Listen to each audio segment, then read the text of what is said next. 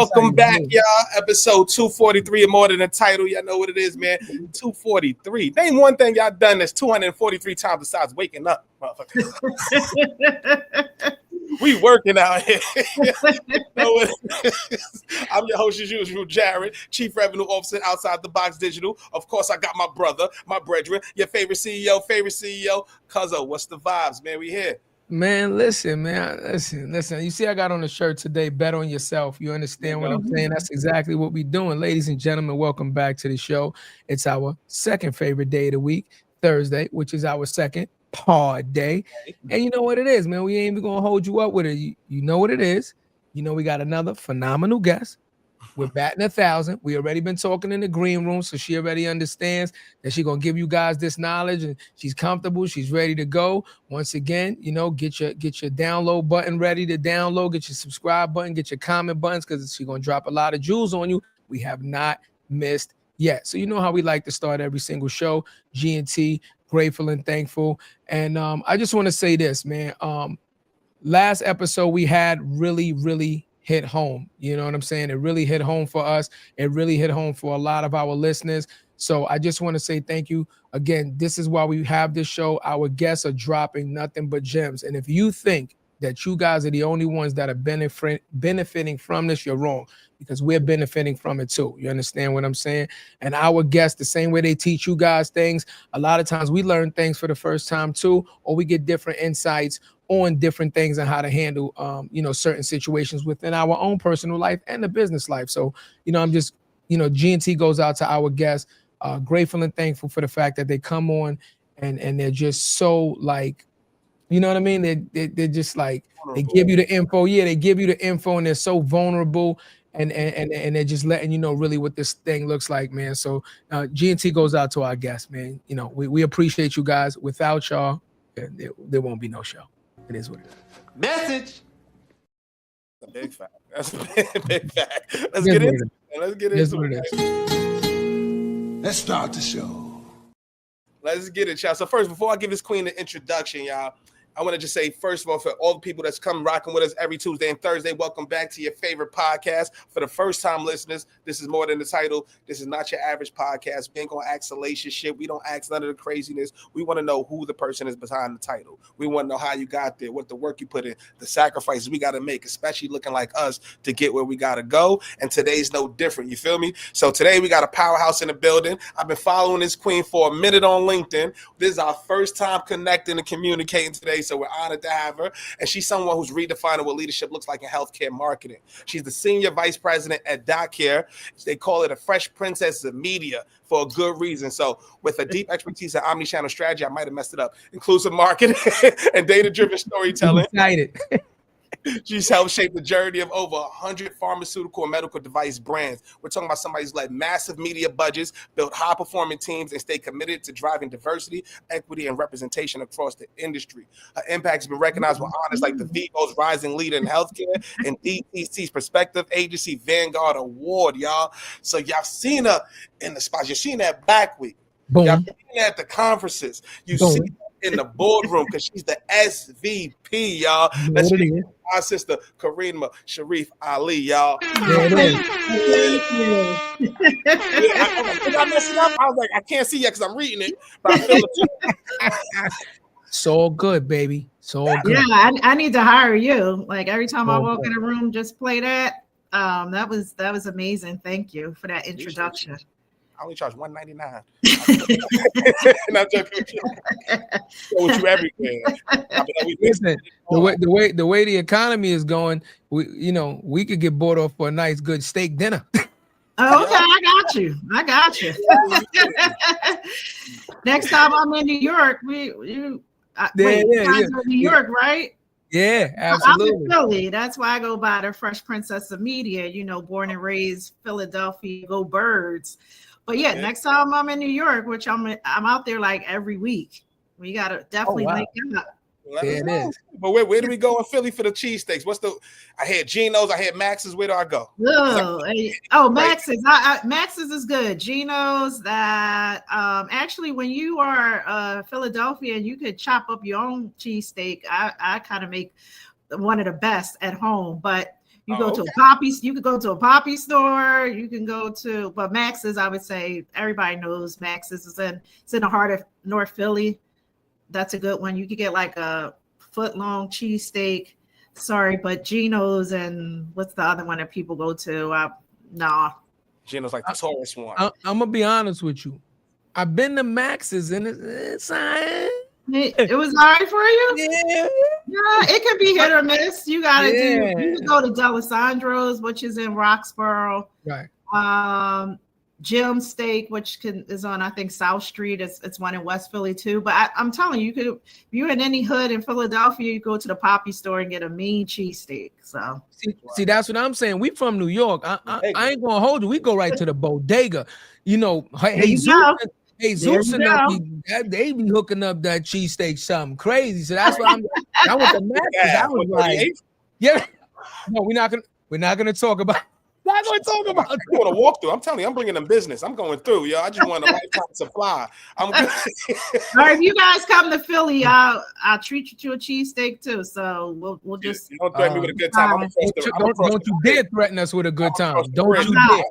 I'm not. And you can get a good one at Red and Terminal. So if you come to Philly and you're like going to the conferences, it's right across the street. They got a couple of places in Red and Terminal. So I mean, you can't miss when you come to Philly. You just gotta go to the right, again, Poppy store, corner, whatever. Like, just don't go to Geno's. Since we're talking about it, and we're on the topic right now, Karina, give me your number one recipe for like the best cheesesteak possible. Like, talk to me. Like what type of cheeses are you using? Onion, like what is the best? I got you. So one is the roll. So I was fortunate enough.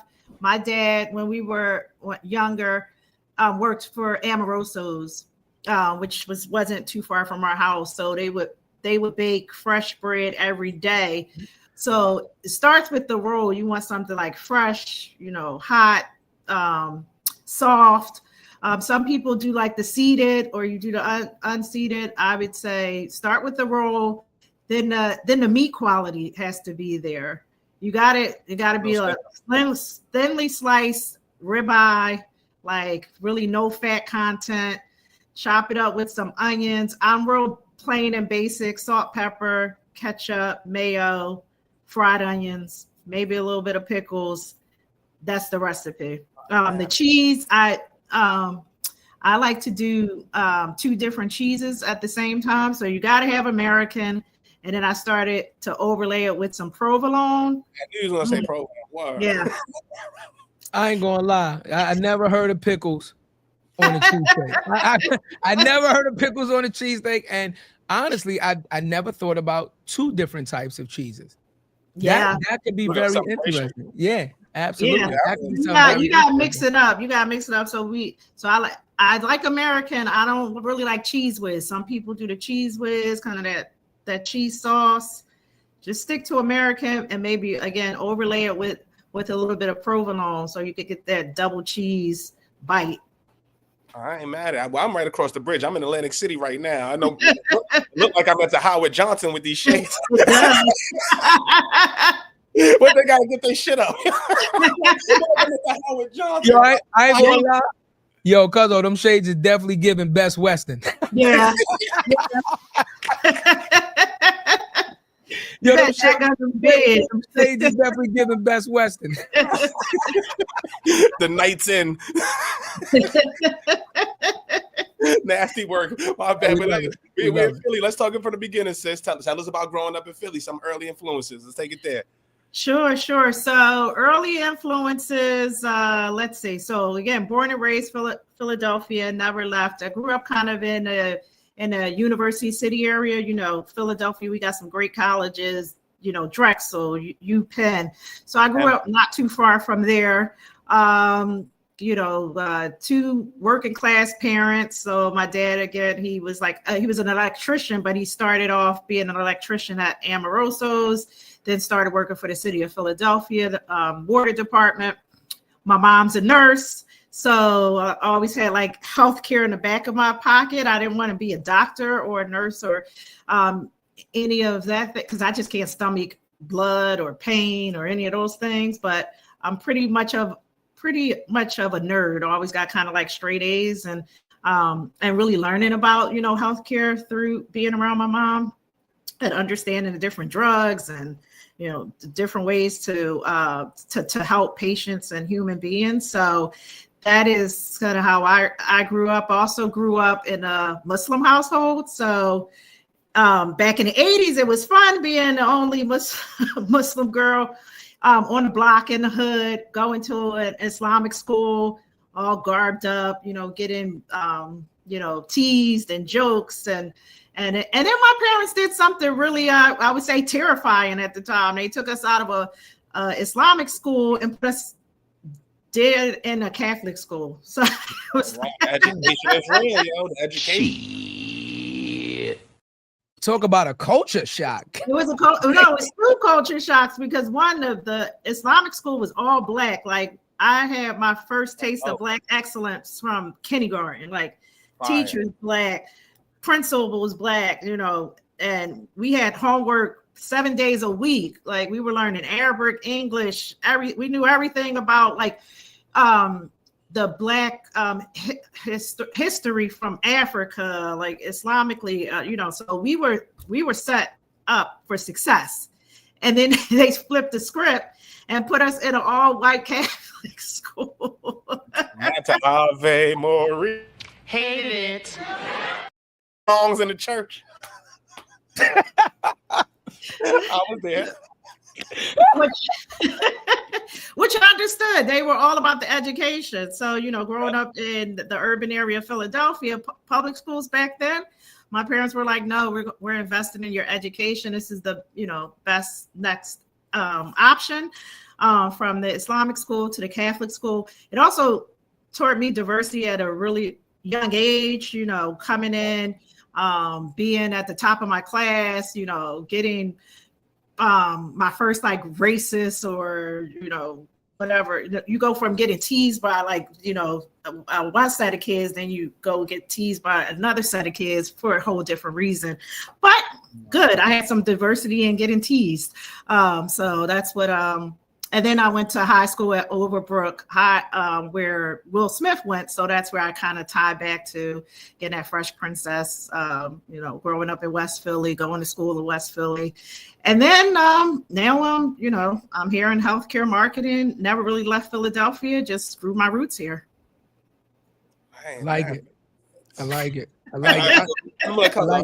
say what I'm thinking. You know, I'm gonna be honest with you. I got a question. And I really have this question now because you brought this up, and I really want to understand this, right?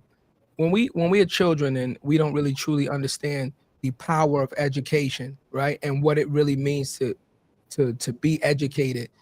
But as adults now, we look at things completely different because we have more information.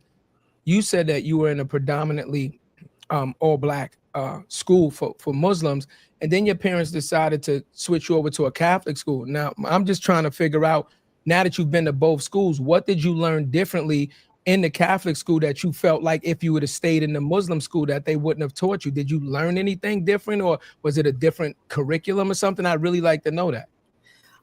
It was a different curriculum, especially for both. You get taught religious studies. So from Islamic perspective, you understand the central point, though, was, you know, was the prophet Jesus. So in Islam, Jesus is a prophet. And a Catholic, you know, is Jesus is part of the Holy Trinity. So read the Bible, you know, from front to back. That was all kind of more of the especially the Old Testament. I would say that was probably the biggest difference, is just like better understanding the differences. I actually felt more empowered coming into the Catholic school, knowing my background. So I'm like, okay. And I truly absorbed it and was immersed in it. So it's so funny. I liked it so much at the time. I think in like 7th or 8th grade, I was like, I want to become a Catholic. Like, wow. I was gonna ask that, like, yo, you start questioning things. And I wanted to be a nun. I was like, well, I want to be a nun. I was like, because our principal at the time, she was a nun, like, so she like took me under her wing and stuff like that. So it was funny. Like for a minute, I was like, oh, I want to be a nun. I was very, very intrigued by just the history and some of the similarities of like just the love for a higher being. So I love that. And we, I'm glad you said that, because we talk about the power of decision making on this show so much. Right. We talk about the power of the parents being involved in the child's life and the power of their decision making shaping a child's existence, so 100%. to speak. And think about that decision. They obviously made the decision to raise you in a Muslim household. You had no choice on that, right? So they introduce you to a religion that you become fully immersed in. And then let's say halfway through your education, they switch it, and the impact is so transformative that you're almost willing to convert from one religion to another. That is a very, very powerful statement right there. Yeah. Because oftentimes we overlook the decision making, right? But we understand that one small decision can actually alter the rest of your life. Imagine if you would have went down that road and started studying to be a nun. Right. You know what I mean? Like, I just feel like that. We need First to. Muslim nun is crazy. No, that's what I'm saying. Like, it's such an extreme, right? It's such like you didn't say like maybe I might want to be in the church, or I don't know too much about the Catholic Church and the layers of like in a sense like a deacon, a pastor. Like I don't know what they call the people in the Catholic Church that are the pastors and the hierarchy of it. The hierarchy, like the archbishops and stuff. Right, exactly. The cardinals. I don't know it all, but I'm just saying you didn't even say that. You're like, I'm going. Like I have to take this and run with this to Canada. Like I'm gonna become a nun. Like that is extremely serious. But I think that's the best thing about life, and for your parents to put you in certain situations where you could think for yourself. And then now I'm Muslim. Like I've always been Muslim, but now as an adult, I really was able to even double down on like why I love being a Muslim. Like even just looking at my past and understanding other religions and stuff like that, it just made me even more committed to my religion. But I feel like that's what we need in life. Like a lot of people shut down and we're in these boxes, and it's like, no, the more you learn, the more it'll help you to become what you're designed to become. That's a fact. I think you nailed it though too. I think from what I got from Catholic school, so I went to Catholic school from pre-K all the way to 10th grade. So they just couldn't. They're like, Nick, you're getting too bad. You got to go. Right. Send me the band out. I was like, God damn it. They'll kick you out. They kicked my brother out. He got kicked out of all of the schools. God rest his soul. So man, put my ass right out. I'm in the Van der Childs on Gun Hill looking crazy. But one thing it did tell you is the diversity, right? Knowing how to move around different ethnicities, different religions, different backgrounds, no matter where you come from. Some kids came from a lot of money. Some kids really just parents, just like my parents, working class. 100%. What they got to do to get their kids the best education possible. I know from a religion, I'm not a religious person. I'm a spiritual person. But one thing I know for me as a young black kid looking at that, I just looked at a lot of contradictions that was in it. It was just like, like, why is the Bible telling me he got like curly wool, sheep-like hair? And then this brother, like, you know what I'm saying? That's a whole nother conversation. I'm just saying that was me as a young kid. So like what you said, well, think for yourself as a 7-year-old. I'm like, that don't really where do we fit in? You know what I'm saying? But that was one thing. So like, but the education wise, I wouldn't be here today without a Catholic school education. Right. So. Yeah. And there's some. Yeah, I know. And I put my son in a Catholic school for high school because they're just like, that's kind of your next best option when you're in the city. Like what? I gotta disagree because I love you. I love you to death. I love you to death. But I truly believe that I can't back that statement where you say you would not have been here without a Catholic school education. I can't back that. I think I could have education, bro. I'm basically here on a 10th grade education. I was a VP at a 10th grade education. When I went to Evander, it was parties. I got two credits for a whole year, bro. I was outside. It was a wrap. I understand the structure might be more stringent. Hear me out. I understand the structure might be more stringent. I understand that the leniency towards discipline is way more stringent, right? They're not allowing the disruptions and things of that nature. But I'm sitting here next to you, and I never went to Catholic school, and I'm on a public school all the way through education. You understand what I'm saying? So yeah, I do believe that there are pros and cons to both, right? I do believe there are pros and cons to both. I am happy that your parents allowed you to experience two completely different facets of education, because I think that is what made you such a well-rounded person, because the more experience you have obviously gives you information, the better that you can, become, because you become more worldly and you have more experience and more knowledge. So I do believe that. Well, it's three. Yeah. Because remember, Lance was public school. So I was like, right. Yeah, exactly. Exactly. Yeah. And let me just tell you really quickly why I said that. Unfortunately, when I was growing up, the stigmatism behind Catholic schools and things of that nature is they're paid schooling. It's paid schooling. And a lot of our parents could not pay for us to go to schooling. Correct. That's correct. So is the question, do I get a lesser education because unfortunately my parent is not in a financial position enough to send me to a paid school? Do I become less of a man? Do I have less morals or less religious belief or less character because I went to a public school, right? So that becomes like the debate of it, right? The only thing that I will say is I think public school is really dope if you were in Catholic schools, because it kind of brings you kind of like face to face with the reality of the rest of the world. See, Catholic schools and paid schools are a very small group. It isolates you.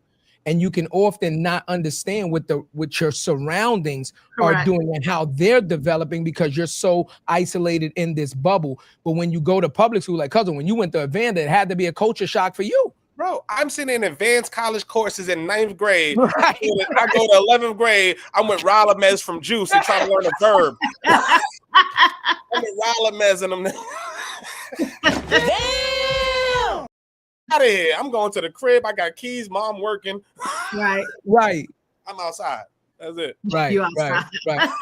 I think I'm glad you brought it up. I'm so glad you brought it up because that is a debate, and in these economic times, less and less families are having the resources available to send their children to such privatized institutions for education, right? So I think that we have to have this conversation to let them know what the differences are, right? Good and bad, right? Because there's pros and cons to both. So I'm glad that you brought that up. Thank you so much. Charter is a good option too for anybody. Charter is a great option. Yeah. Charter is, I mean, in Philly, I will say Philly has some magnet schools. So Overbrook, I believe, was a magnet school at the time. I don't know what the landscape is now, 20, 30 years later. But I will say there are hubs of schools within Philadelphia where like you got to test to get into that, and you could come from any neighborhood, but then you also have schools that are in your neighborhood. To me, I don't think it really matters your background or your education. I think certain things are what's in you, and how you bring it to the table, because that's because you have doctors that have come from urban areas, but if you spend all day, luckily we had like a library two blocks down. Like my parents made us go there in the summertime, like every day. Like you have resources that you could take advantage of, not just relying on the different school systems. So I will say that is one of the beautiful things about Philadelphia, is that they have these kind of magnet schools or schools of like excellence, and then they also have even if you go to a regular public school, sometimes they also have like special things within those public schools. But we had a lot of great public resources like the library and things of that nature, which I feel like people need to continue to take advantage of. Absolutely. I just do your research. I just got one more question to that, and we can pivot for the both of you guys because I'm uneducated in this. What is the difference in the class size? Because as a public school student, the class size is normally something like 25 to 30. Is it different for private schools and paid schools where it's smaller? Because now I can understand smaller students, more one-on-one interaction with the teacher, more if you're falling behind, you know what I mean? That more extra prep work and stuff. Is it a difference in class sizes normally when you? Yeah, it can be. So, for instance, my son went to a Quaker school most of his life before I put him in a different environment. So his classes, they would not have any more than like maybe 12 to 14. Oh, there you go. And then they would split it up. So then it would be like you got 2 4th grade classes or 2 5th grade classes because they did make that distinction of like we don't have more than like 12, more than a dozen. Right. Yeah. That makes sense to me. I had 25 like in a class. So I had the same kids in my class from pre-K all the way to 8th grade. But we would have one teacher, primary teacher, and then we'd have one assistant teacher. Right. Okay, dope. I didn't know that either. So it's like 12, 13 per each teacher. Right. That helps too. You know what I'm saying? So that's what it was. But yeah. It was, but look at us. We're all on the same stage, different backgrounds. That's why I said it's whatever. Everything is already pre-written. It was designed to happen this way. It's more than the time. Yeah, absolutely. And ladies and gentlemen, again, that was just a masterclass on just education, right? Take advantage of the resources that you have, but just understand that give yourself grace. Just because you might not have the resources to send your child to a privately funded institution doesn't mean that they can't get a quality education. But just remember, education starts at home. It starts at home with you, right? Please do not allow the teacher to be the 80-90% influence on your child. You should be the 80-90% influence on your child, and let the teacher be the supplemental influence on your child, right? Exactly. Yeah. Especially if you're Black, I gotta say that because I did not learn certain things about our history from school. I learned that from my dad, like reading to us, showing us stuff, saying like we were kings and queens before we got here. That even some of the first slaves were Muslim. Like those were things I never learned in school, but I learned at home. So 100%. I love it. But when you was growing up, you said was it really a big Muslim culture in Philly, like before the freeway days and Beanie and everybody? Oh yeah, it was. It's funny because it's like we all are like, now that we're all adults and stuff, we find community in that. But growing up in the 80s, I think, and it's funny because I don't know if this is what happened back in the day, like in the 60s and 70s with kind of the Nation of Islam and, growing from that. Yep. That's so I feel like we were all growing up in like the 80s based off of our parents like converting back in like the 60s or 70s, but then their families were like either Christians or stuff. So it was like they were finding their own as adults and then bringing their children into it. I will say growing up in Southwest, like as a little child, we were like the one and only ones, but especially in that neighborhood. But as we grew up and stuff like that, I think by high school, you started to see a bigger community and people really saying like, okay, we're proud to be, Muslim, we're young and stuff like that. But I would say as a little child, I only really saw that community when I went to the school. Like you really didn't see it in the neighborhood as much. So. See, and Cuzzo, if I'm wrong, you correct me. Perfect example. Where we grew up at, there were very little Muslims. I don't even think I ever remember seeing one Muslim growing up my entire childhood in a neighborhood that we grew up in. Am I wrong, Cuzzo? It might be a couple here and there. That's what I'm saying, right? Yeah. Which neighborhood is this? Well, we from the South Bronx. We from the South Bronx. Yeah, we from the South Bronx. Yeah, we from the South Bronx. So again, this is so beautiful because like you truly understand what shapes a person. Right. This is why we start the show every time, Karima, with early influences, because before we can get to where you are and your accomplishments and your success now, we have to understand where you started from. Right. Because that is an integral part of your foundation on which you built everything on. Right. 100%. So, that's why I said that. And like I said, when my first experience in Philly, I'm not even gonna lie, I used to date a young female that lived in Philly. So I was in Philly all the time. And I'm not gonna lie, I went to Philly like, is everybody fucking Muslim? Everybody had the freeway bid. I'm like, God damn, like, is everybody? It's a beautiful thing. It's a beautiful thing now. I love it. I mean, look, y'all mirror now is Muslim. Freeway all day. way all day. Yeah, whatever was lacking back in the day, we tripled it. It's How do you feel about that? How do you feel about going to a predominantly, African American, Black and brown school, knowing what your culture is, growing up in a community where now we can say like a lot of your culture is that? How does that make you feel as a person on the inside when you have like that much of like connection to your community and your religion, and it's in sync like that? How does that make you feel? I would say amazing. Yeah, like absolutely. Empowered. Like it's like it's a great thing. I always praise my parents of like instilling that in us, because now as an adult I'm like, oh wow, I didn't appreciate, we don't appreciate things when we're young. We think we know it all, and we're heavily influenced. And I'm like, now as a Black woman, I'm like, you can't tell me anything. I know I know who I am and where I come from, and the beauty of being Black. So She actually beat me to the button. He beat me to the button. See, now he on mute because they know he's talking bullshit. We're on the East Coast, baby. Right. That's what happened when you go to the Best Western and slow you down. Connection is down. 1 megahertz. You better upgrade to that 1 gig speed, baby. Yeah.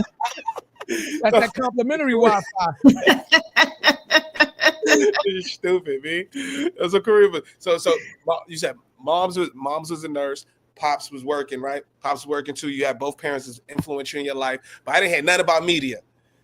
I ain't hear nothing about media. How did you get there? How did we get from healthcare to media? Like, what made you fall in love with that? I'll give you the media layer. So I'm, again, growing up in the 80s, TV. I loved TV. I used to memorize the TV guide. You asked me what time something came on, and 3 a.m. in the morning, I loved it. So I loved TV shows like what was it? Who's the Boss? And if you remember Who's the Boss, she was a single parent living in Connecticut, Jaguar. I wanted to be the Black, like Angela from Who's the Boss. She was in advertising, marketing. So I had already got that bug of like, I need to be in marketing, media, whatever that looks like. It like I got the bug. I got bit by the bug. And then so that's how it started. So a lot of my classes in college and even in high school, even in, I think maybe even when I was at Catholic school, I think it was 7th grade, I was like, hey guys, let's start a magazine. I'll write the articles, I'll draw up the ads, like I'll interview people, and I had a couple of friends that were like, yeah, let's do it. It was short-lived because you know how kids are, but that's how nerdy I was about media and marketing and advertising. Like it was at a young age. So it was only meant to be that I was in healthcare marketing. It's like, okay, healthcare, now media marketing, like it just made total sense. But then you blended it with Mom's passion for healthcare. But marketing and healthcare and banking are two heavily regulated industries that is the hardest to market. So it's like finance or like the government, I will say. But there's a lot of innovation and things that, like, you see ads now on the Super Bowl from like pharmaceutical companies. If you notice it, it's like so well blended in now because people don't realize that like part of like healthcare is an intersection of all of us. Like whether you're taking care of a child or yourself or a parent, like I just don't think it gets enough of a shine, like entertainment or things of that nature. But I'm like, but we all deal with it, like. So. But is there a way to blend the two? Why can't healthcare marketing be entertaining, right? Why can't it be some funny stuff and then you get the disclaimer? It might give you this, it might give you that. You can. You probably don't even realize it. So, for instance, I know you guys probably watch Blackish. It was maybe like 3 years ago. They did a whole episode on the mom like going through menopause and like talking about those symptoms and and things of that nature. And then I think Anthony Anderson in real life is like a type 2 diabetes patient. And they also did I remember them doing an integration. Like it was really woven in nicely of him talking about like diabetes and managing his diabetes as a character. So right there, that's healthcare marketing. They're telling you a story about, the symptoms or a person's experiencing, and it's in an entertainment, or an episode, and you didn't even realize it. So that is. But isn't that mostly long form content though? Like when you see like that is long form. That's like storytelling. That's long form. Yes. Healthcare has to be, because a lot of consumer education that goes into it, is a lot of research, and you want to condense this thing into a 5-minute thing to actually get your point across, right? Before a 30-second ad, a minute ad, something that's running on Super Bowl, I've never seen it woven in a way that I'm like, damn, that was creative. That's for me, just for healthcare. Right. So I'm curious, like your perspective, like what are some things you think that maybe some healthcare marketers could be doing? Right. Well, I want them to continue with the storytelling element, because again, I think healthcare is just as essential as any other conversation or industry. But I also have another example for you. If you watch the last Olympics, I think Eli Lilly did a really great brand, and they have like a 4-year deal or something like that with the Olympics, where they did an ad of some of their products. They did storytelling. And then I think Simone Biles' like mom has like diabetes or something like that. So it was all woven in. So it added in the short form, the long form. And I think that's what is needed. We got to continue the storytelling, and we could put it in different assets. It doesn't really matter. You can do these, these small bursts, or these long form conversations that are really going to help move the needle for people. That's right. Yeah. Can I chime in a little bit? Can I make you laugh, Karima? Yes. Can I make you laugh? Yes. So, I love healthcare commercials. I'm not gonna lie. Like, you know why I love it? And you probably not. This is weird, but I love it. Yes, that's it, Cuzzo. That's it, Cuzzo. I love it. First of all, 2 things. I love it when they come up with these just fucking amazing names for all of this medicine. My first question is, who the fuck is naming these medicines? Like, they come up with these wild ass fucking triple syllable vowel names for medicines. That's the first. Who the fuck is naming these medicines? It's a whole process. Right? That's number 1. Then number 2, I love to see the storyline. And then they be like, yeah, man. And if you got eczema, man, you take this 1 time a week and 1 time a month, and it'll clear it up. But disclaimer, it might help you grow a 2nd leg, a 3rd leg, maybe even a 4th leg. All types of you might develop diabetes, hypertension, and thoughts of suicide. Then I go crazy, because it's like, who the fuck approved this? Like, my skin clear. Like, my skin clear, but I got 4 legs now, and I walk in circles. Like, what the fuck? What's going on with this? I can't take it. I can't take it. But it's like Howard Stern. A lot of people love Howard Stern because they like, what is he gonna say next? They love him, but they hate him. I love the commercials, but I hate him. But I always listen to him because I'm like, what are they gonna say next? What next side effect is gonna come with clearing up acne? Like, am I gonna become a psychic? Like, what the fuck is going on with you guys? Like, you can't make a simple fucking medicine that just does what it's supposed to do. And a little upset stomach I can understand, but Jesus, the disclaimer that sometimes is longer than the fucking benefits of using the medicine. That's the fair balance. Thank you for being in a regulated industry. You got to do it. It comes with the territory. So what's one that you've worked on that you would say what's one story that you could give us that was one that went, you had a creative idea and it went, like, what's one story you could give us? That's fine. Oh my gosh, that's a hard question. I worked on so many. I will say when I was at a certain agency, I worked on the launch of like a menopause drug, and I thought that was when I really liked that, because we so many things that happen behind the scenes that people don't know. You'll see the ads everywhere. We did like unbranded and branded. It's like one of the top, medications out there now. It was fun because we got to work with like doctors, and menopause also affects like Black women differently. Sometimes we get it earlier and the symptoms, and people weren't talking about it. Like, so it was great to start to create that awareness, and it was great to like talk to real live patients and doctors, and like really change the game. So we were like looking at sponsorships with like the Real Housewives and who else? Like Married to Medicine, because they have Black doctors on there too, and just like bringing that conversation into the forefront, because unfortunately in our communities we don't talk about menopause, and that's a lot of things that happen in like the Black community. Either we're disproportionately affected by a lot of these diseases, whether it's breast cancer, menopause, you name it, but then we don't talk about it, because early detection and early conversations can really help to early treatment, and also to save lives, especially in breast cancer. Like early detection, I think if you get early detection, that can give you 100% chance of like really changing your life. Whereas you get it in the late stage, unfortunately, like Black women, like breast cancer, there's a certain type, like the triple negative, not to get all nerdy on you guys, but and a lot of Black women and I have friends that have like passed away from this. It's because they got diagnosed too late, and like the survival for TNBC or triple negative breast cancer is only like 5 years. Message.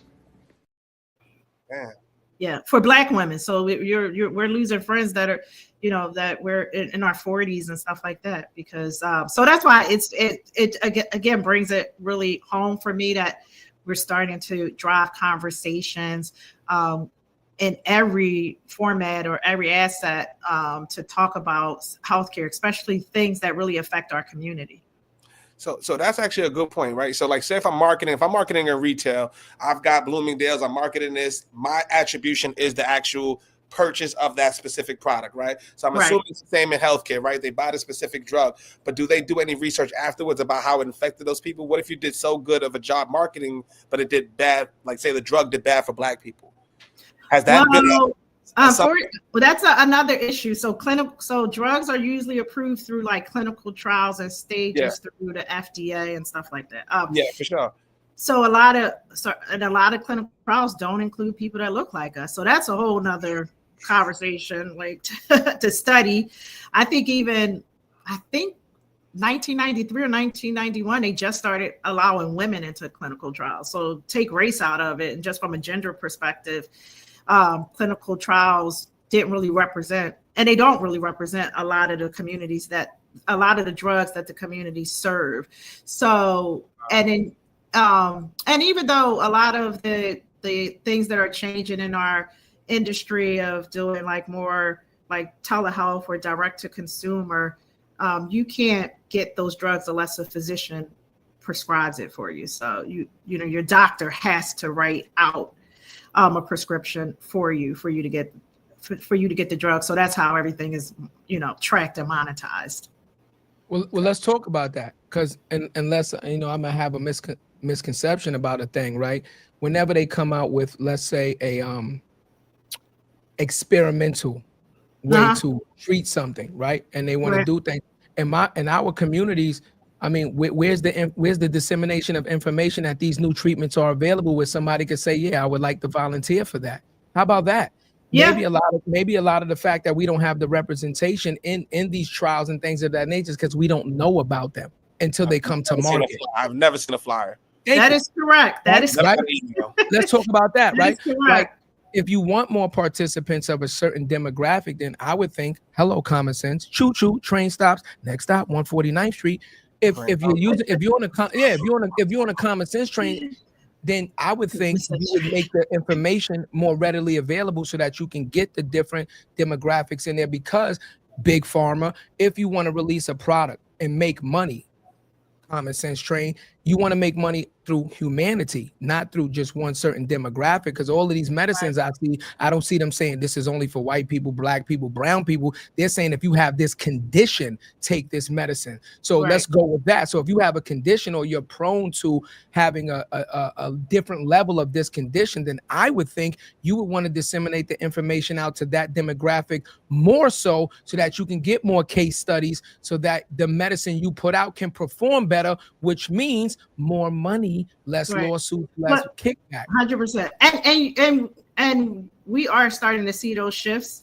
I will say, unfortunately, COVID was the straw that broke the camel's back. Like, people were talking about it, but they didn't really think about it. But now you hear things like health equity and inclusive marketing and things of that nature. And it was, this is my opinion, was due to COVID, because they were seeing that, again, that information wasn't getting to certain communities, and those communities were dying or getting sick rapidly.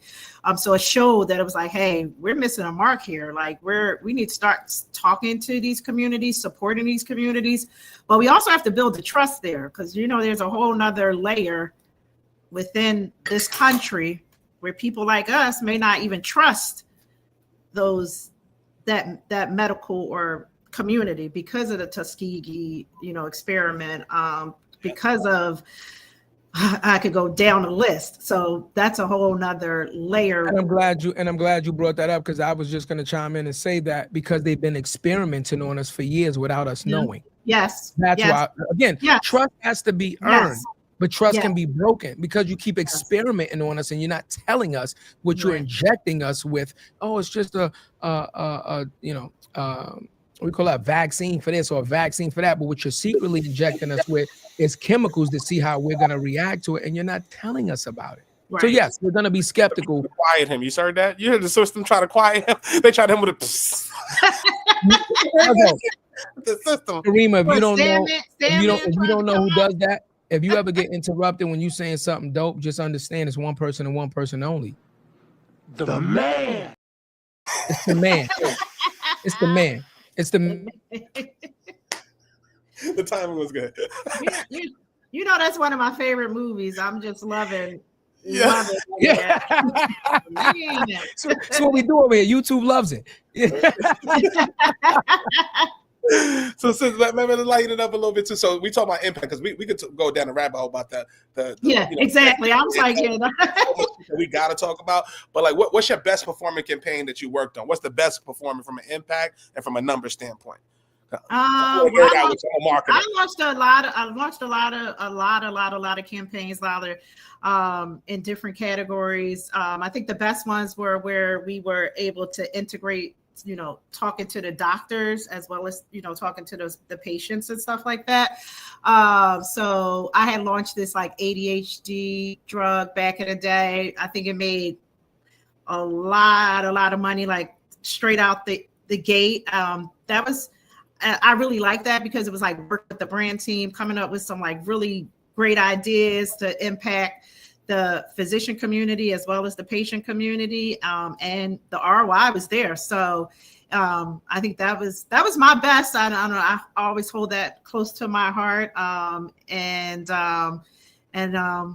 it was fun, and I can't wait to do more like that, where we're kind of integrating the two. You're talking to the doctor, because back to your point of like, where's the information about the clinical trials? It usually comes from the doctor or within his office, or with his staff. So the more we bring those two together, I think the more successful we'll be in this healthcare marketing ecosystem.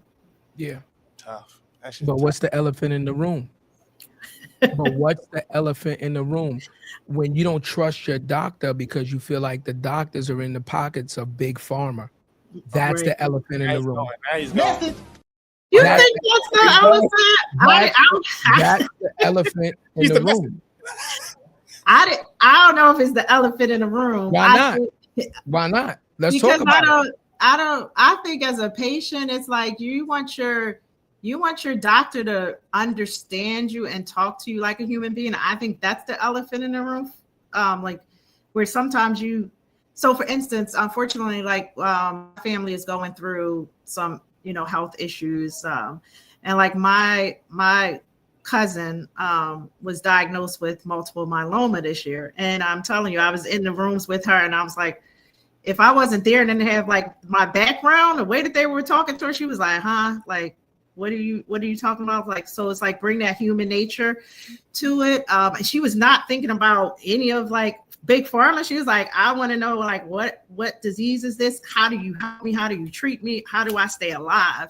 And it was really the breakdown of that information. Like people, I think they gave her this big packet. It was like 1,000 pages. I'm like, how are you supposed to understand your disease? Is all these medical terms? And I was like, let me go find some stuff on the internet to kind of digest it down for you so you can understand what's happening to you. And that really helped her. So I feel like that's the elephant in the room, is kind of that education that's needed, especially when you're like going through something very scary as a patient. So that's just my 2 cents. So. No, I'm with it. That's on the doctor. That's on them. Yeah. My pop went through the same thing. Last year, he was going through a medical condition. I'm sitting there talking to I'm asking every question under the sun. They sitting there giving them, well, you're going to do this, you're going to do that. No, why are we doing that? Right. We do this. What happens if this happens? If this doesn't happen, then what is the next course of action from here? What do we do from there? And they're like, all right. Now, Pops is looking at me like, God damn, I'm glad I got my boy with me. But like, you know what I'm saying? But if I wasn't there, you had to advocate for him and let it out. Yeah, that's the biggest thing. They thing. should be advocating because that's your job. Like my pops worked 2 jobs for 27 years. He don't know nothing you talking about. Advil. This. He don't know. Ginger ale. Yeah, he's Tussin on this motherfucker. but you guys both make valid points. The point I was making was what does the treatment look like? That part. No, the treatment okay. is So thank you. Educate me on my ailment. Yeah. Whatever I'm going through. Yeah. But then don't just pump me with don't just pump me with medicine or prescribe me to take all of these tests that that you can bill my insurance company for that I don't really need, number one. Then you put me on a medication that can possibly get me hooked, and then I develop a completely different addiction or something to going through. That's what I'm talking about, right? Like, help me get better. And I understand. See, here's the premise. And if I'm wrong, you correct me. There is no money in the cure. There is no money in the cure. Big Pharma does not care about curing people. Big Pharma cares about having you live the best possible life while still having the ailment that you have and still having to take the treatment that you have. Because if I cure it one time, whatever I charge, that's the price. You're done. You're not a repeat customer. But if I get you to live with this for 30, 40, 50 years, and you have to take our medication for the next God knows how long, that's the business. I don't know. I kind of have to disagree, because I still go back to my cousins. Like the one, she was misdiagnosed a couple of times. She kept going to the emergency room, and she didn't even, and people don't understand that multiple myeloma, going back to getting drugs approved, like they weren't even studying it in, and Black women or even people at a certain age. I think their studies have been like white 80-year-old men. So when she was presenting those symptoms, she's thinking, oh, am I just getting older? Am I like, is this old age? This is that. But it was like, no, it's once you start to get educated on the symptoms of that multiple myeloma stuff, it's almost feeling like you broke every like bone in your body. That was the type of pain that she was feeling. And it was, and that's how she got diagnosed when they did the MRI and stuff like that. So, and then they put her on treatment, and the treatment saved her life. Like, that's why I'm saying, I feel like you're giving Big Pharma a bad rep with certain disease states. Like, Big Pharma is at the forefront of saving lives and helping people. And something like that, like the multiple myeloma side of things, which is, I think 15 or 20 years ago, wasn't even thought of. So. I like it. I like these type of debates. because guess what it does? It sparks the conversation. And as long as we're having a conversation, then we can evolve and get better with things. But if we don't have the conversation, then whatever status quo is already in place, then we are doomed to follow that and suffer from whatever consequences that follow that, right? So listen, I love it. And in full circle, I went to certain websites, going back to my healthcare marketing, that started talking about my multiple myeloma in Black women, Black people. And I was like, wow. And I sent it to her and she was like, oh my gosh, now I understand what I'm going through. Now I understand there's a whole community. Now she's like starting her own foundation. She's like a big supporter of like the walks and stuff, because a lot of people were like, you think that it's an old person's like disease, but it's happening to like, you know, the 40 to 50 year olds. And it is taking us out of here too. So before we go further, do us a favor, because I don't know what multiple myeloma is. I have no clue what we're talking about. And I'm not going to pretend like I do. So I'm going to pretend. I'm going to say that if I don't know it, our audience doesn't know it. Okay, that's fair. To educate us in what that is, so we can learn something today. Real shit. Yeah, that's fair. That's fair. I'm sorry. I told you my nerd hat comes in. I'm like, it's okay. It's all right. It's all right. Multiple myeloma it's a blood cancer, like in a leukemia, lymphoma side. Okay. So, and unfortunately, it affects people's kind of bones, because the cancer is like in the bones and things of that nature. I'm trying to do it in like kind of a 5th grade term. So that's basically what multiple, it's like a form of cancer, but it's like in your blood, and it could affect your bones and stuff. So those people can like suffer from, you know, like cracks and abrasions on their bones. And if like I'm light skinned, so let's say I had it, you would see a lot of bruises on my skin and you wouldn't even know. You'd be like, did I fall? And it's like, no, it's something inside of me that's like, you know, kind of killing kind of my so that's my short version of summing up what multiple myeloma is. Very serious, and it's like in a cancer family. That should make sense to me now, because I didn't know. I didn't know, Karima. I didn't know what the hell it was. Is it asthma? Is it? I know, and I'm just talking like. I'm just trying to think of look, and because of them long ass medical names, there's no way you could just think of a name and tie it into something, because it could mean something completely different. Right. So I was lost. So try spelling that to Google it. Right. I'm on 3 different diseases. Facts. Don't try to tell a doc that shit, because you will be in trouble. I'll crack it up. So just imagine you're on it, and then she gets this packet. It's like, I was like, oh my, even me reading it, I was like, what? And when they were talking, I'm like, what are they talking about? Like I had to sit there and like write notes and ask questions, like Jarrett, like you were saying, like advocate, like wait. Yeah. So shit's real, yo. Yeah. So then let's do a pivot too, because I'm curious. Okay. I know a lot of people that's I want to do them. I also want to do this too. I also want to know there's a lot of Black women that watch our shows. A lot of Black kings watch our show that want to climb the corporate ladder. Yeah, SVP for a major brand. Could you give them some tips and tricks, or give them some advice, or tell your story of how you was able to climb the corporate ladder? You know what I mean? For us, and being authentic, being your authentic self. Oh, well, yeah. So similar to my upbringing of like starting at a, you know, predominantly Black school. My first job was at a predominantly Black agency, you know, in Philadelphia. So I had the pleasure of learning from the best, growing up there, moving up the ranks.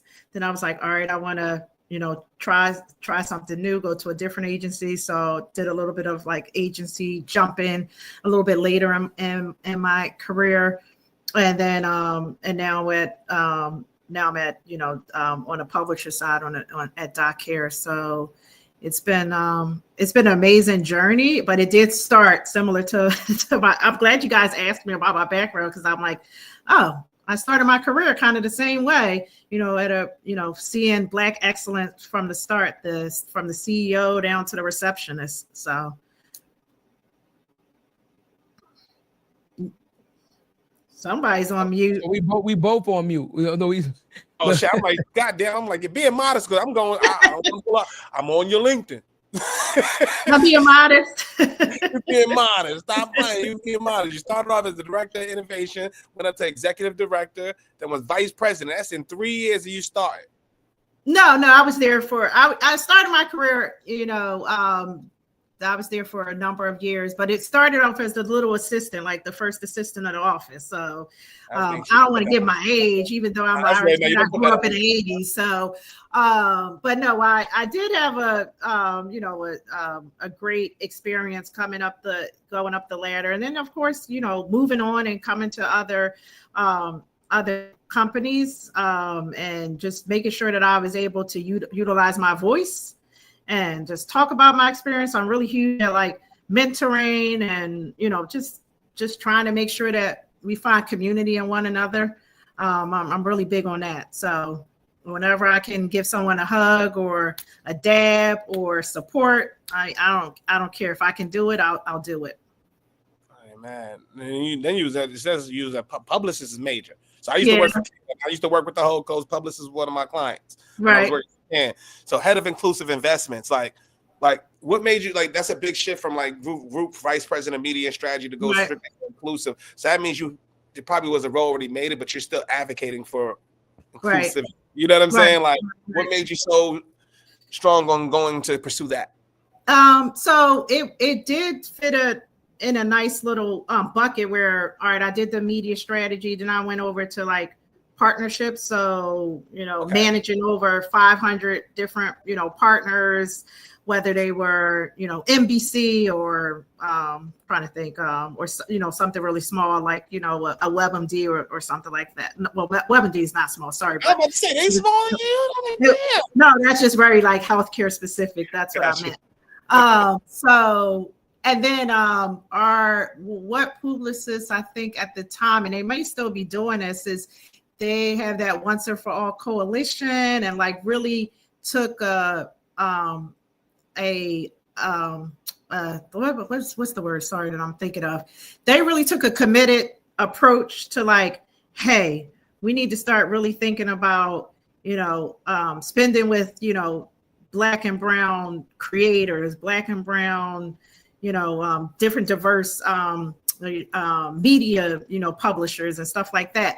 So then they kind of tapped me to say, hey, can you kind of do this as part of your whole partnership, job?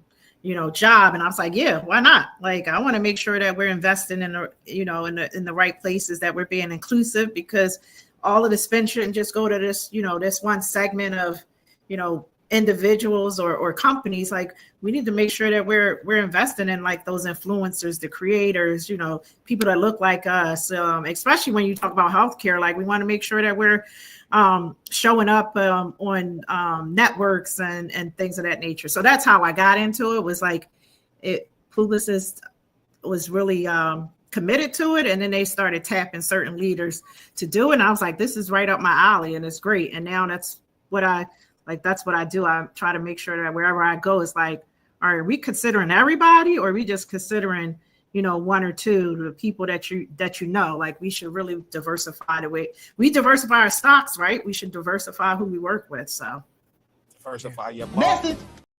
And then with that said, we got to pay some bills. We'll be right back. They still got some budget. We do healthcare. We do bar mitzvahs. We do everything. Let them know. We do everything. Bar mitzvahs too. Yeah, you should.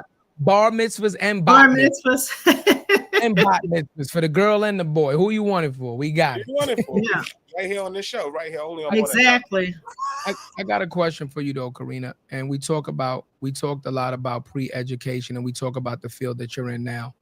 And we talk about the emphasis on early detection and things of that nature. Mm-hmm. When I was in school, and it might have been different from you, I had one health class, and that was in high school. And it was extremely basic, and pretty much, I don't want to downplay it, but reproductive organs, things of that nature. And then they handed out a bunch of them free condoms that they give out, right? I'm just being real with you. Did you have to watch the video? Yeah. The class, I'm gonna be honest. The teacher, that class might be the easiest class to teach because it was all fucking videos. Like the teacher just press play, sit back, and fuck. And we all put the. It was a gym teacher anyway. He's just like. I'm gonna date myself too, right? They put the tape in the VCR. Yeah. They will the TV in. They will the TV in on the car. They put the tape in the VCR and sit back and be like, shh. Now watch this video for 40 minutes while I fucking do whatever I feel like doing. In saying that, what better way to educate anybody about health than to start at an early age? Mm-hmm. Yeah. But again, you went to, paid education. Right. I would like, you and Cuzzo to chime in on that.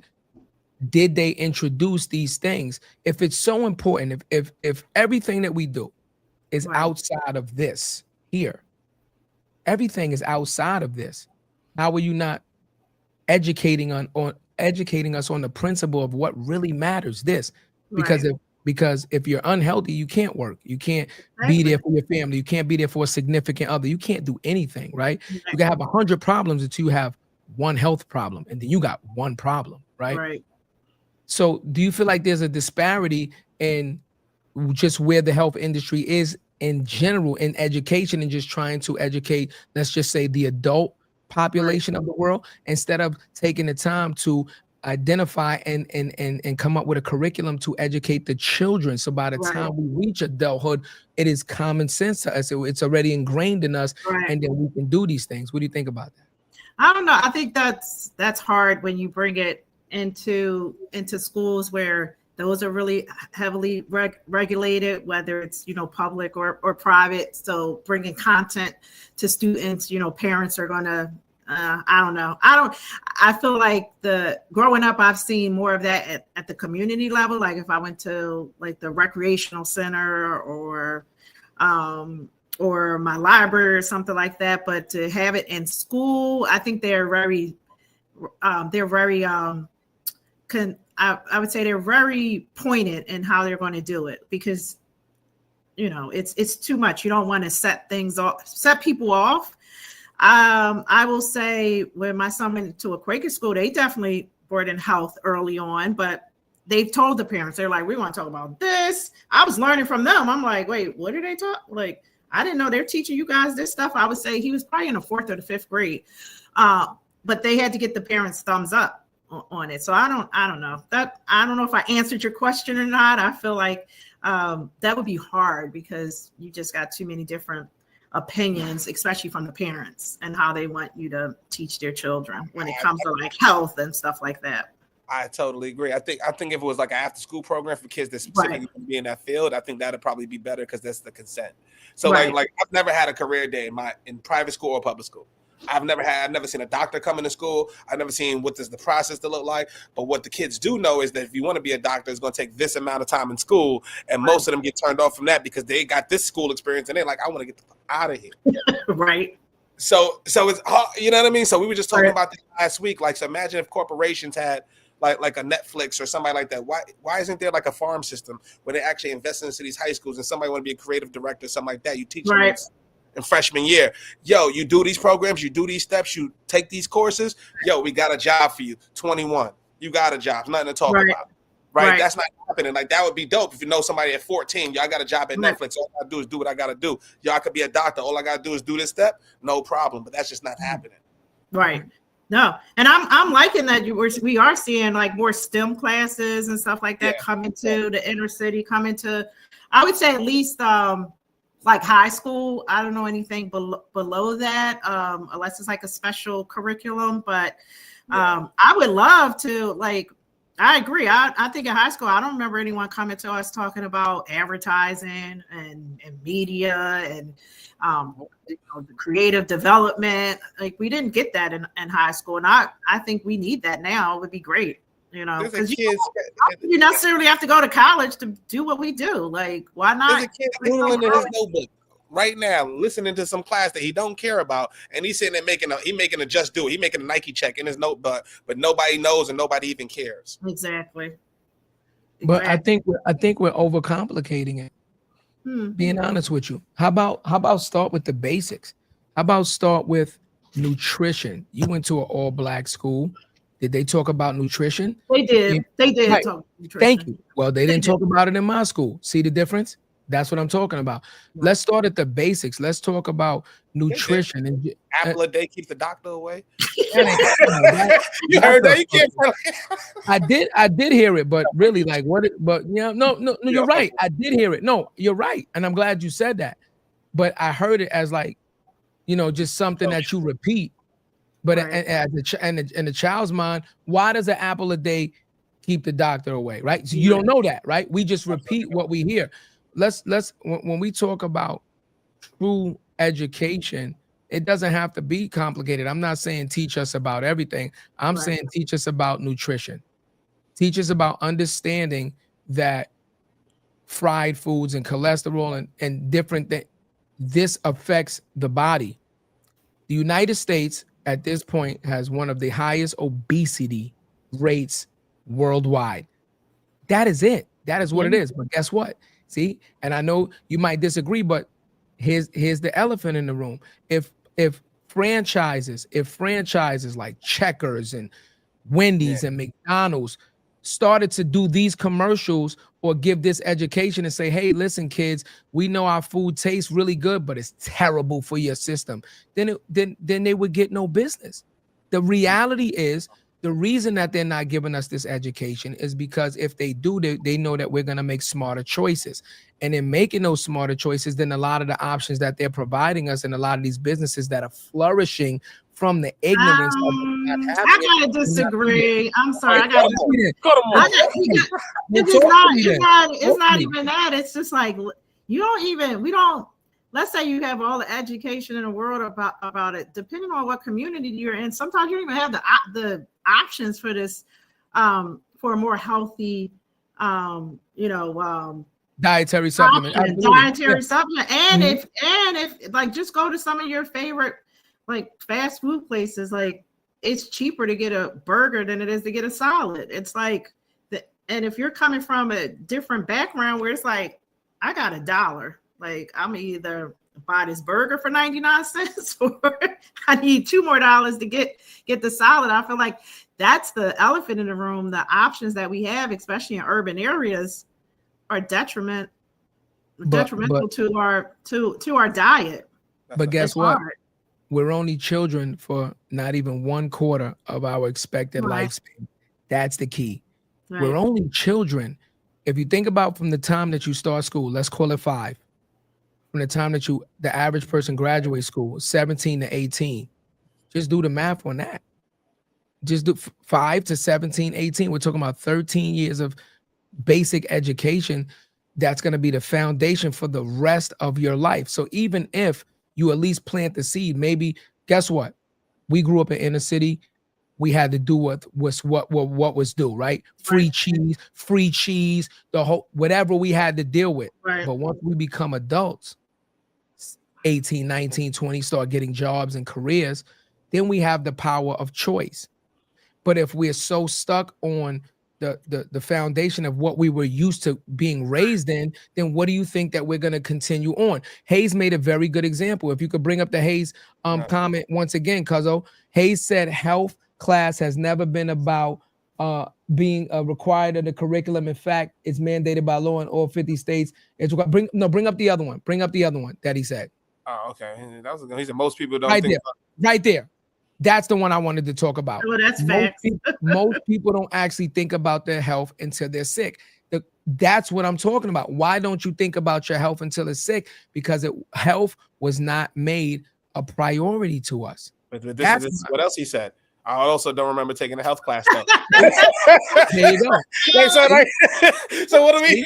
That's the conundrum, son. That's why I call it. You know what I'm saying? Like, Karina, it's a give and a take. Because here's the thing, right? Listen, COVID.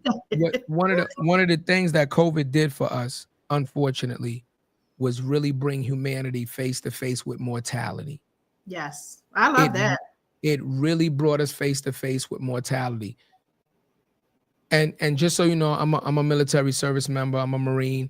So, you know, I come from a family of service members. My son's in the Army. You can go overseas and do a thing, right? Because we accept that. Right. We accept that as being in the military is part of the job. But COVID had people just passing away from illnesses, health reasons that you are not trained for. See, they don't train us in the military for that. I'm telling you that because I did 5. They don't train us in the military for people passing away for health conditions. They train us in the military for people passing away for combat conditions. You see? So once again, the world mourned, and the world was in such a bad place because we weren't losing so many people because of war. Right. We were losing so many people because of health. Of health. Yeah. That's what I'm wow, saying. That's deep. Where's the message button? I'm a motherfucking soldier. You motherfucking soldier. So I'll give a message right now, though. That's what I'm saying, Karima. Like, you understand? Like, I know. I told you. That's why I said that before. Healthcare is such a big. People don't realize it's part of our full being. It's everything. It's everything. You know, and we had a guest on the show on Tuesday that talked about her father passing away. We all know death is inevitable. Yes. But somehow, some way, we're never ready for it. Right. We're never ready for it. And her father passed away due to medical conditions, not to violence, thank God, and anything else, right? Yeah. So that's what I'm talking about, right? Same here, Right. So even though we all know that there is a time and a place for all of us, right? If we could get ourselves together, educational wise, eating wise, you know, nutrition wise, medically, we could actually live longer. But again, it's very deep, but that goes into the whole politics of when you can retire, when you can get Social Security. You understand? Everything is done for a reason, because it's done for us to not benefit from the fact of when we can live, just sit back and live. You see what I'm saying? And that's what I'm saying. So I just think that we're overcomplicating it. I'm not saying we have to do, you know, going deaf and obviously children's minds are very, you know, brand new and still learning. But I do think that the same way that we lay the foundation for learning for everything else, how could we possibly not lay the foundation for learning when it comes to medical and health conditions, when that's our number one priority as a human? I agree with you. I would say double down on the health, but also include mental health in there. Yeah, we go. Yes.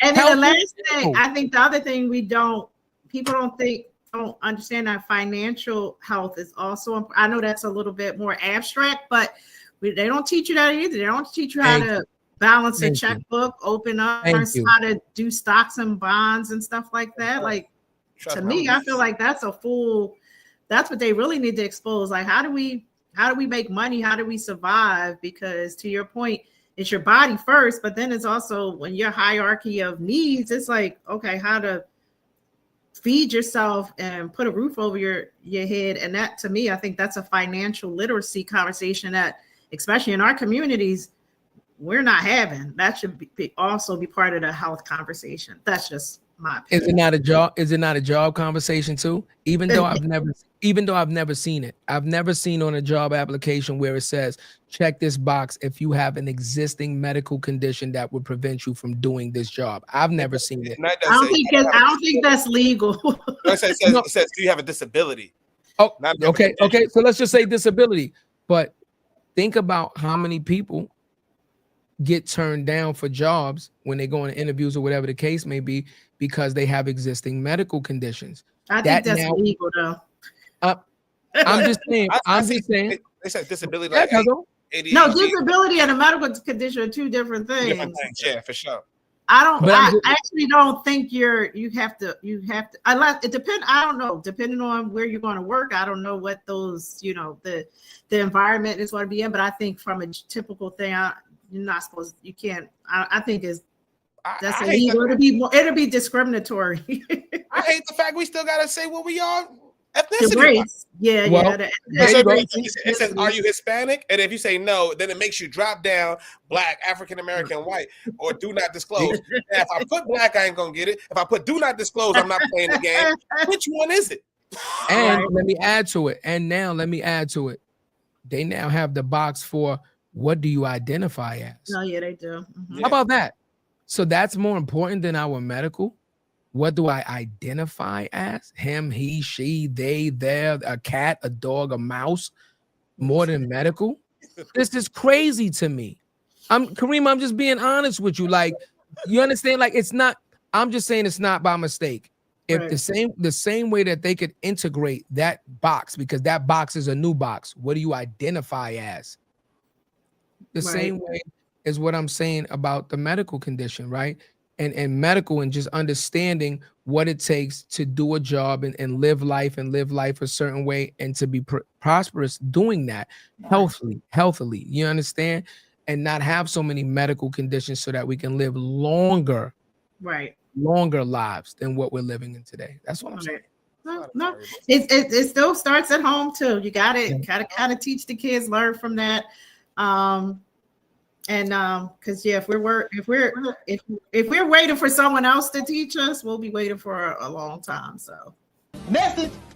We had apple a day, keep the doctor away, but I go on weekends, big mama making baked chicken and yams. I heard a glass of wine is good for you a day too. Like a glass of wine. I've heard that. Red wine. I heard a glass of wine is good for you a day.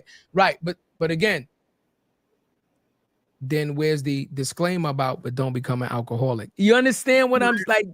Like, this is all I'm saying. Like, it's real. It's capitalism, baby. It's fine. No, and it is. In America, this topic is so important. Yeah. I just think this topic is so important because I think this is the #1 topics that we should all be talking about as a race. Health. Our health, 100%. I would like it to be forefront, but it ain't 100%. And that's the only message I'm sending. Like, I think we need to reshift our focus and make health a priority, because 100%. I think health. I agree with you on that one. That's what I asked for. I got one. Just for shits and giggles, disagree. Just say something. I don't like the way you do it. Yeah, you know what I mean? You don't like me agreeing with them. No, it makes for good content. I like it. I like the disagreement. And Hayes has another statement. He says employers cannot ask job applicants general medical history, but they can ask job-related questions, right? Which can allude to your medical history. How long can you stand? Are you able to do strenuous work? This job might require heavy lifting. Right. They can ask medically related questions and say, well, this is what the job requires. Right? What if you're a stock boy? You have to lift items, right? What if you're a cashier or somebody that has to be on their feet all day?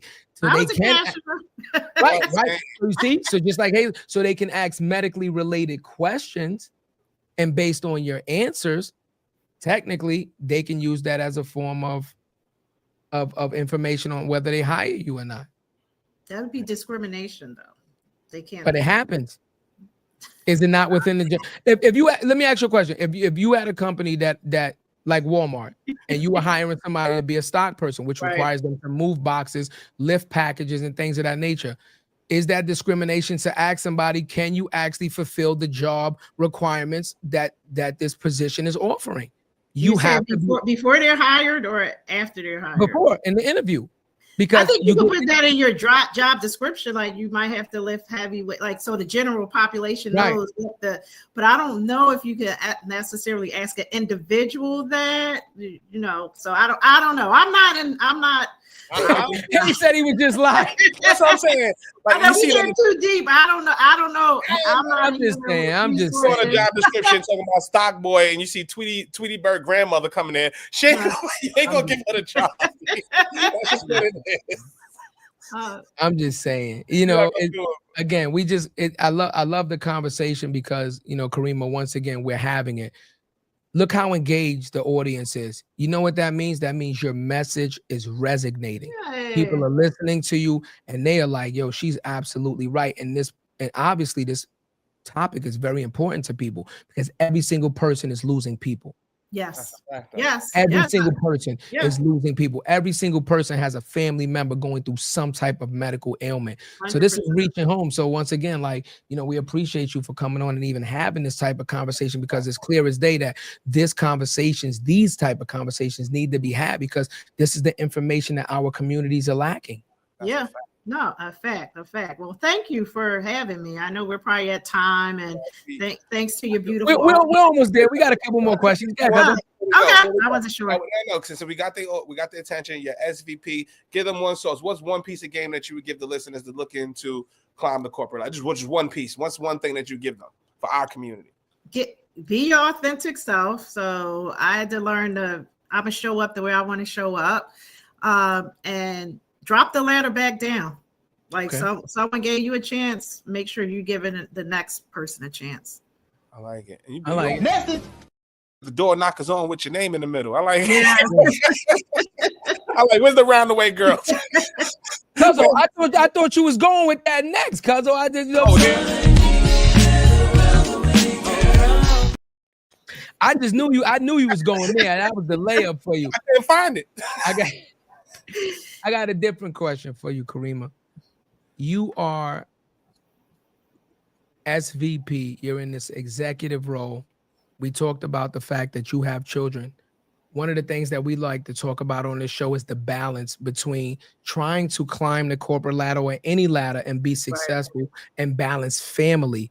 Can you at least talk to our listeners about how do you go about balancing your career and your family and your loved ones? Balance means having a great support system. So whether it's families, you're co-parenting. Luckily, my son is 20 now, but he's in college and stuff. But I wouldn't have been able to bring him up as a young man without that support system. Family members, friends that chipped in. Like as I was bringing him up, I went back and got my MBA. I couldn't have done that without my sister picking him up from school, or my mom or his dad or someone. So cherish if you have it. That really did help me to scale the corporate ladder, because I had a great support system. I continue to have a great support system. And I would say if you have it, like really you recognize it, utilize them, and show them that, they have helped you get to where you need it to be. Right. Yeah, it is. Cuzzo, you guys have a question. I gotta make it do 4 minutes. I was about to welcome to the. Give me a sec. He always does this shit. Nah, fucking with you. When you gotta go, you gotta go. You gotta go. But I do want to say though, sis, we want to welcome you formally to the More Than a Title family, sis. So you know what that means, sis. I'm gonna let you know what that means, sis. So basically what that means, our way of giving back for you giving us an hour and a half of your time and you being vulnerable and us giving us game. Anybody we spoken to before you, anybody we speak to after you, you have direct access to, sis. Doesn't matter who it is. I don't give a fuck what it is. You see episode 120, you're episode 243. You say you want to make that happen. 243, and play that number too. That might be. I am. I'm 243. Play that number. You know what I'm saying? So you ask us, yo, can we get in touch with that person? We get you on a Zoom call. We check your calendar, whatever. We put you on a phone call. A, this is B. B, this is A. And what we do is we get off, sis. Whatever happens, whatever business happens out of it, we don't care if it's just a coffee chat, whatever it is. This is our way of giving back. So please utilize us on it, sis. We'd love to do that. A lot of business deals have happened. A lot of friendships have happened as a result. And we're going to just build this thing out and we're going to be a community. And the next step of this is in person. So when we do our in person in New York and all that, we got 240 people coming through. We would love for you to pull up. And if there's any way we can support you, sis, we here. Just let us know. Thank you. I appreciate it. Thank you. Yes. Any last many questions or something? He's coming back. He's doing the Dumb and Dumber drink. How much drink did you have? He's like, I can't take it. Here's the thing. The den dudes be having me den done. and ladies and gentlemen, that's an important medical we can relate that to medical. When you gotta go, just go. Because when you get older, if you keep holding it, that can lead to a serious medical condition. So when you're younger, I know we like to not go when we need to go and think we can, hold it and play around. But if you gotta go, just go ahead and go, because that can actually lead to a later medical condition. You see how I just come back and I'm on fire? You see how I just come back and I'm on fire? They can't do it like us, cuzzo. I don't miss a beat, baby. Listen, man. You know what? Cuzzo laughing too hard. It can. I'm sorry. It can. You go right. UTI, but all those other things. Yeah.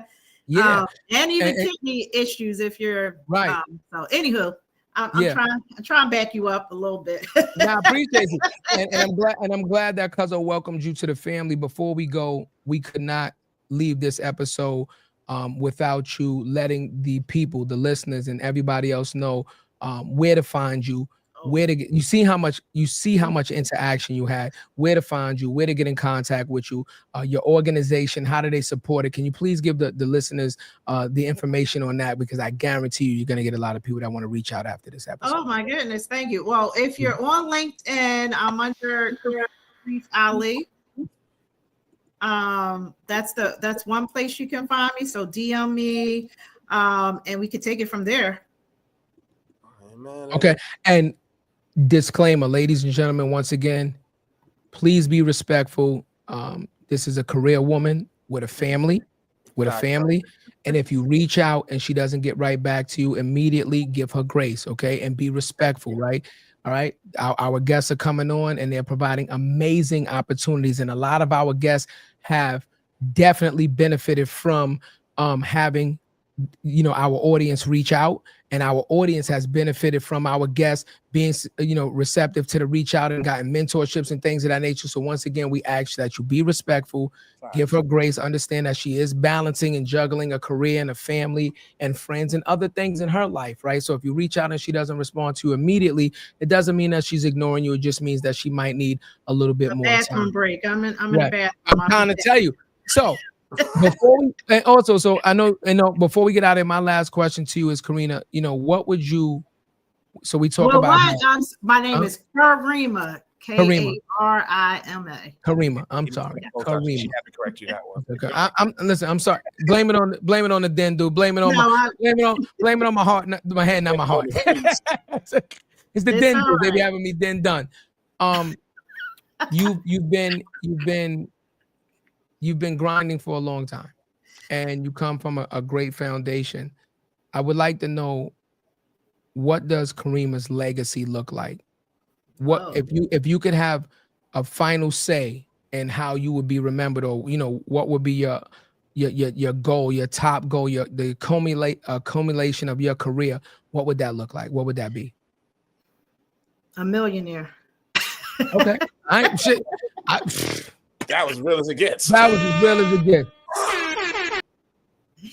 No, to be serious, I'm gonna. It's not a lot of. When you move up the ladder, as guys know, there's not a lot of us that look like us, especially at that certain status. So I want to be able to make as much to give as much back.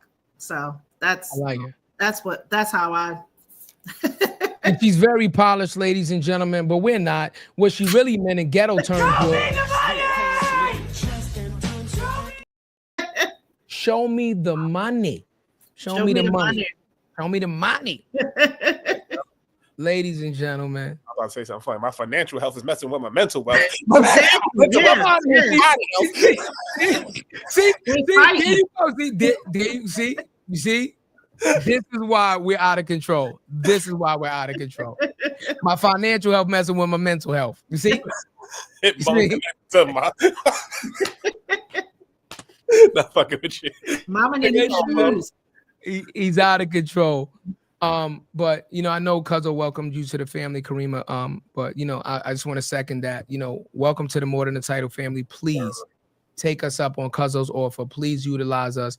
We are a part of your village. Yay. We are here to get this message out. We are here for our community. We are here And our motto is impact over the metrics, right? We are trying to change the lives and the mentalities of the next up and coming generations to ensure the survival of our civilization. And that's what we're here for. So, you know, I just want to thank you for coming on the show once again and just being vulnerable and allowing yourself to just, you know, talk to. We told you it was going to be easy. Told you it was like talking to your brother. Easy. I feel like you guys are my South Bronx cousins now. Yeah, the big Bronx though, not the little one. Just when you reference the Bronx, just big Bronx. Big Bronx. That's BX. Yeah, it's the BX. So wait, Cardi B is from the Bronx, right? Yeah, she from like Castle Hill. Yeah. Okay. Close to my hood, close to the hood. That's a fact. Ladies and gentlemen, once again, we batting 1,000. We are batting 1,000. I told you at the beginning of the episode, that's why we use the word phenomenal. We don't use that shit just because we like big words with a bunch of syllables and shit.